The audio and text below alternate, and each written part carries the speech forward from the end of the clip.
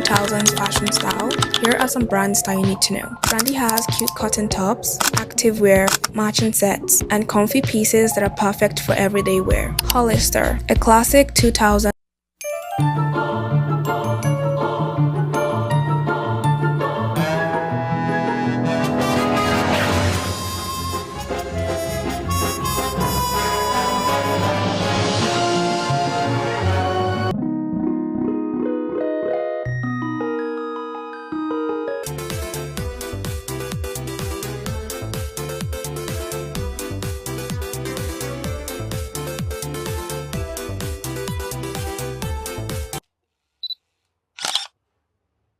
La industria de la nostalgia.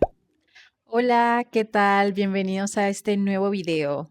Mi nombre es Génesis y sean todos bienvenidos a esta sección llamada La Teoría del Génesis, en donde tomamos una historia que parece superficial, pero tiene mucho que contar. La nostalgia. Es una emoción que las marcas aprendieron a vender. Durante mucho tiempo la nostalgia fue considerada como un problema psicológico y de hecho en el siglo XVII ese término se describe como la profunda nostalgia y añoranza que sentían las personas al estar lejos de su hogar. Hoy en día la ciencia la entiende como una forma muy diferente y es considerada como un mecanismo que nos ayuda a afrontar momentos de incertidumbre, estrés o cambios importantes. Cuando sentimos nostalgia, nuestro cerebro revive recuerdos asociados a emociones positivas, generando una sensación de seguridad, comodidad y bienestar. Las marcas entendieron rápidamente el poder que tiene esta emoción y en lugar de vender únicamente un producto, se dedicaron a vender experiencias con estos recuerdos. Un empaque clásico, una consola retro o el regreso de un producto descontinuado no solo despiertan interés en las personas, sino que hace que se sientan como recuperando una parte de su pasado. Los expertos identifican tres formas en las que las empresas utilizan la nostalgia. El primer tipo de nostalgia se le llama nostalgia real. La nostalgia real se basa en los recuerdos personales, es decir, es la emoción que siente alguien que jugó, por ejemplo, un Super Nintendo en su infancia y años después compró una versión relanzada de la consola. La segunda es la nostalgia simulada o nostalgia vicaria. Quizás es la más curiosa de todas porque ocurre cuando sentimos nostalgia por una época que nunca vivimos. Por ejemplo, las personas que sienten nostalgia al ver imágenes o fotos o moda de los años 80. Esto es lo que sucede cuando muchos jóvenes de la generación Z también se sienten atraídos por cámaras digitales de los años 2000, de vinilo de moda de los años 90, o a pesar de no haber crecido en estas décadas, sienten que quieren pertenecer a ese momento. Y la tercera es la nostalgia colectiva. Esta hace referencia a los recuerdos compartidos por toda una generación, es decir, la música, la moda, los programas de televisión de una época pueden despertar un sentimiento de identidad y pertenencia en millones de personas al mismo tiempo. Y bueno, como es de esperarse y como ya lo he mencionado anteriormente, las empresas han aprendido a aprovechar estos tres tipos de nostalgia para crear campañas que no solo venden productos, sino que también venden emociones importantes. Porque cuando un objeto logra conectar con un recuerdo, deja de ser simplemente una compra y se convierte en una experiencia. Gran parte de quienes hoy consumen productos inspirados en los años 90 y los 2000 ni siquiera vivieron esa época. Entonces, ¿por qué una generación que creció con smartphone, redes sociales y streaming siente tanta atracción por un mundo analógico? Algunos investigadores consideran que esta tendencia puede entenderse como una recreación a la sobreexposición digital, en donde la generación Z es la primera que ha crecido prácticamente toda su vida conectada al Internet, expuesta a algoritmos, notificaciones constantes y a la presión de construir una identidad en las redes sociales. En este contexto, el pasado puede percibirse como un lugar más simple y auténtico, una época en la que salir de casa significaba estar realmente desconectado, cuando las fotografías no podían editarse con un solo toque y los momentos no estaban pensados para convertirse en contenido. Esa búsqueda también se refleja en la estética. Las cámaras digitales de baja resolución, los jeans de tiro bajo, las camisetas oversize o de estilo grunge representan una imperfección que contrasta con las imágenes cuidadosamente editadas que dominan las redes sociales y lo que antes se consideraba como un defecto hoy se percibe como algo auténtico. Sin embargo, hay algo que puede verse como una paradoja en esta situación. Y aunque esta generación busca escapar de la cultura digital, gran parte de esa nostalgia se consume precisamente a través de plataformas como TikTok e Instagram. Es decir, las mismas redes sociales que impulsan la necesidad de desconectarse son las que se convierten o las que convierten, mejor dicho, la nostalgia en una tendencia global. Y bueno, quizás por eso no estamos presenciando el regreso del pasado, sino una reinterpretación de este. Una versión idealizada y adaptada al mundo digital en donde la nostalgia también puede compartirse o puede consumirse de diferentes formas y por supuesto esto vende. Pero si la nostalgia puede hacernos sentir más seguros, felices e incluso conectados con una versión idealizada del pasado, había alguien que tarde o temprano iba a darse cuenta del potencial de esta emoción. Y como ya le hemos dicho, esas son las empresas. Y bueno, es aquí donde ustedes se preguntarán el por qué las marcas están decidiendo volver a reinterpretar productos que ya forman parte del pasado y adaptarlos al presente. Y la pregunta para esto es muy simple. Es que el hecho de vender un producto nuevo siempre va a implicar riesgo. Entonces, las empresas, en vez de arriesgarse a eso, piensan, es mucho más fácil vender algo que ya es conocido en el mercado y algo que es familiar para las personas que ponernos a analizar o a crear campañas en donde tengamos que convencer a las personas que este nuevo producto es el mejor. Entonces, ellos recurren a ese recurso para poder tener mejores ganancias. Entonces, es así como la nostalgia deja de ser solo una emoción para convertirse en algo que los negocios puedan ver más rentable en la actualidad. Las compañías entendieron que no siempre era necesario algo completamente nuevo y que en muchos casos resultaba mucho más efectivo traer de vuelta algo que el público ya conocía y con lo que tenía cierta conexión emocional. Perdón, es que estaba desconectado ahorita el micrófono. Sigamos. Por eso, durante los últimos años hemos visto como el regreso de productos, personajes y franquicias que parecían haber quedado en el olvido. Y es allí donde evocan precisamente a esa emoción.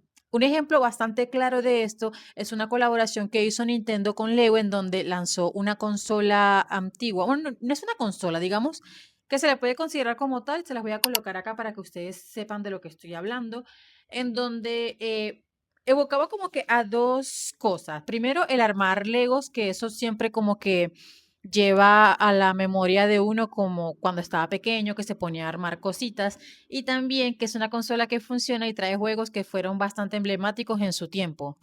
Y bueno, esas cositas. También tenemos, por otra parte, el ejemplo de Barbie, en donde dejó de ser solo una muñeca para convertirse nuevamente en un fenómeno cultural y por esto se lanzaron esta película. Cuando lanzaron la película de Barbie, créanme que muchas personas o muchas de los de mujeres o bueno, niñas de la época de los 90 y los 2000 sintieron demasiada conexión con ella y también el hecho de que obviamente nosotros de pequeña veíamos las Barbies y nos gustaban por la parte estética, pero ya cuando crecimos, ya en esta época nos damos cuenta que Barbie representaba mucho más que una simple muñeca o un personaje lindo. Barbie representaba muchas cosas, entre ellas, digamos, el demostrar a las mujeres que pueden ser lo que quieran ser y de ahí su eslogan. Y por otra parte, también tenemos el ejemplo de Sony, quien ha encontrado en los discos de vinilo un mercado que hace apenas unos años parecía olvidado. Pero es que la nostalgia no solo ha conquistado los productos, también ha invadido el entretenimiento. Hollywood vive una auténtica fiebre por los remakes. Las secuelas y los reboots están siendo un completo éxito y historias que ya conocíamos vuelven una y otra vez y no solo porque funcionan comercialmente, sino porque despiertan un sentimiento de familiaridad en el público. Un ejemplo claro de esto es la película o el remake, bueno, digamos que es la secuela, por decirlo así, de Un Viernes de Loco. Hoy en día las compañías venden recuerdos y venden emociones y en muchos casos venden la posibilidad de volver, aunque sea por un instante, a una etapa de nuestra vida que creemos recordar como un simple o más feliz recuerdo. ¿Pero por qué?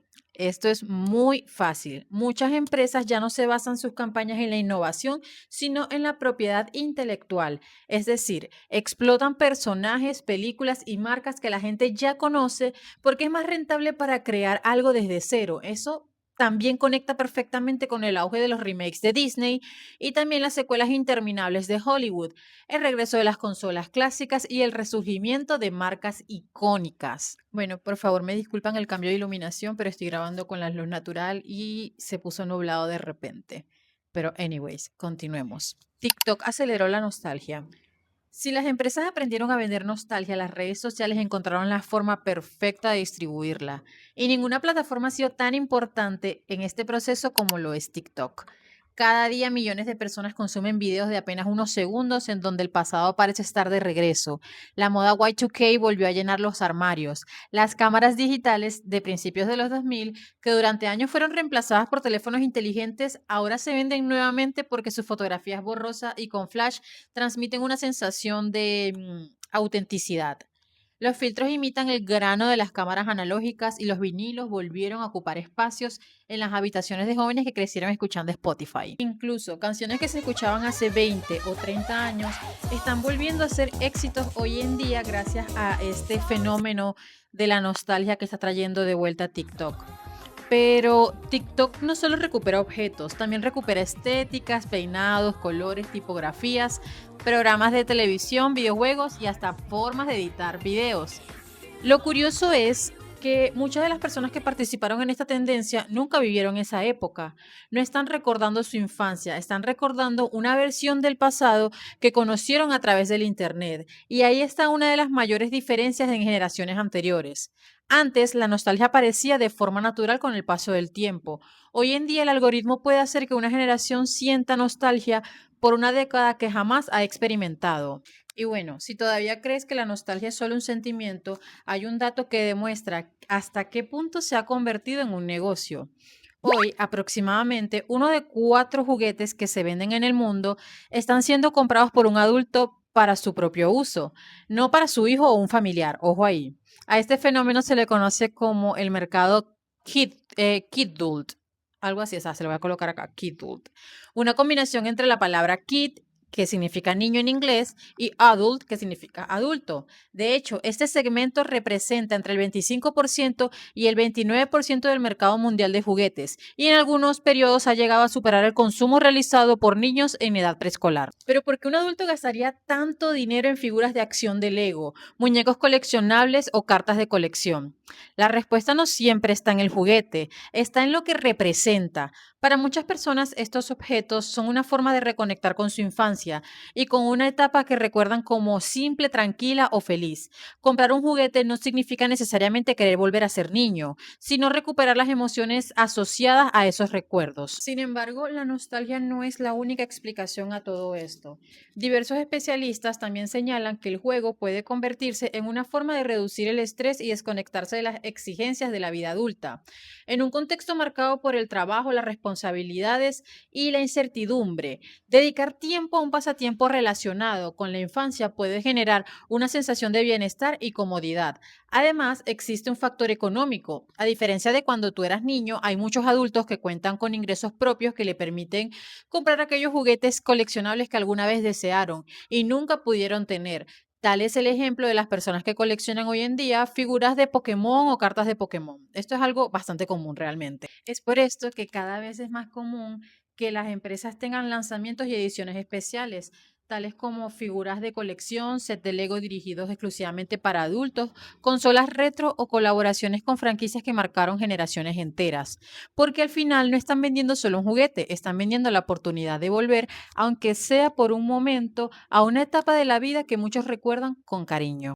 Pero, ¿realmente el pasado era algo mejor? Por ejemplo, recordar la infancia como una época libre, sin preocupaciones, en donde se podían omitir conflictos familiares o donde la única preocupación podía ser, si acaso, el estrés escolar. En esto, digamos que los niños se centraban únicamente en los momentos de juego y momentos agradables. Esta es la tendencia de la idealización que puede distorsionar la percepción de los periodos históricos, generando una falsa creencia de que antes las cosas eran más sencillas o mejores. Para este punto del video voy a tocar algo que se llama el efecto rosado de la memoria. La psicología también explica que se idealiza el pasado debido a una memoria selectiva. A este efecto se le conoce como la memoria rosada. Está bien documentado en algunos estudios que revelan que las personas recuerdan eventos con más optimismo del que realmente experimentaron. Un ejemplo común es la música. Muchas personas creen que las canciones de su juventud eran superiores a las actuales. Sin embargo, diversas investigaciones sugieren que este apego tiene una relación más con la asociación emocional que con la calidad objetiva. en cuanto a las composiciones. Además, la repetición mediática de cierta música o eventos culturales de las décadas pasadas refuerzan dicha percepción. La memoria rosada es un sesgo mental que nos hace recordar el pasado con mucho más cariño y alegría de lo que realmente pasó. El cerebro borra lo malo y agranda todo lo bueno que encuentra. Puede definirse como un truco de la mente o que vemos el ayer como el tiempo perfecto y que olvidamos los problemas y dolores de la actualidad. ¿Por qué pasa esto? Por simple protección, ya que ayuda a sentir paz y bienestar mental, por nostalgia, ya que da fuerza y un sentido bonito a la vida, o por tiempo. Los malos momentos se borran de manera más rápida y la memoria reemplaza esos momentos malos por los momentos buenos. Quizá el pasado nunca volvió y lo que volvió realmente fue nuestra necesidad de sentir algo conocido. Y bueno, eso fue todo el video, chicos. Espero que les haya gustado. Por favor, dejen en los comentarios qué opinan al respecto. Cualquier tipo de comentario de verdad me ayuda mucho a crecer. Recuerden también suscribirse y darle me gusta. Y si es posible para ustedes compartir. Pueden seguirme en mis redes sociales y nada, nos vemos en un próximo video. Chao, chao.